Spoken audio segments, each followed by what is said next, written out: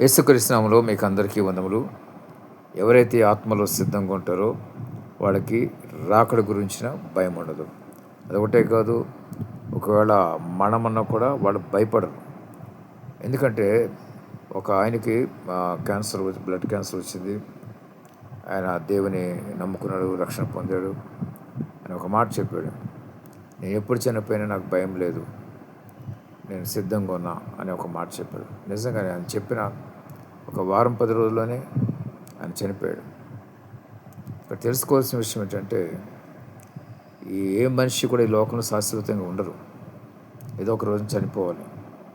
అయితే ఆ చనిపోవటం, చావు అనే భయం మనిషికి దేనికి వస్తుందంటే, నేను ఏమైపోతాను అనే ఒక భయం ఉంటుంది.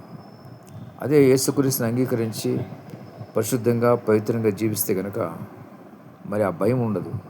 పరిశుద్ధంగా ఉన్న వాళ్ళకి ఆ భయం ఉండదు. దేవుడు ఎప్పుడు పిలిచినా కూడా నేను సిద్ధంగా ఉన్నా, వెళ్ళిపోవచ్చు అనే ఒక నిరీక్షణ, ధైర్యం ఉంటుంది వాళ్ళు. రాకడ ఎప్పుడు వచ్చినా కూడా నేను ఎత్తపడే గుంపులో ఉంటాను అనే నిరీక్షణ, ధైర్యం ఉంటుంది. పరిశుద్ధంగా లేని వారికి భయం ఉంటుంది. ఈ మధ్య కాలం నేను ఒక వ్యక్తి ఒక విషయాన్ని చెప్పాను. ఆయన రాకడ సమీపంగా ఉన్నది, భూమి అంతం కూడా దగ్గరకు వచ్చేసింది. ఇక ఎంతో కాలం లేదు, ఇక ఒక 2 సంవత్సరాలు, అంటే అప్పటికి కలిసి 4 సంవత్సరాలు అవుతుంది. 4 సంవత్సరాలు ఏముంది ఇంకా అని చెప్పగానే ఆ మనిషి షాక్ తిన్నాడు. ఎందుకంటే ఆత్మలు సిద్ధంగా లేడు. ఆత్మలు సిద్ధంగా ఉంటే రేపు వచ్చేసిన రాకడానికి కూడా ఎవరు భయపడరు. ప్రతి ఒక్కరు జ్ఞాపకం చేసుకోండి, పరిశుద్ధంగా ఉండండి, పవిత్రంగా ఉండండి. యేసు రక్తంలో మీ పాపను కడుక్కోండి. ఆ దగ్గర మీరు పశ్చాత్తాపడండి.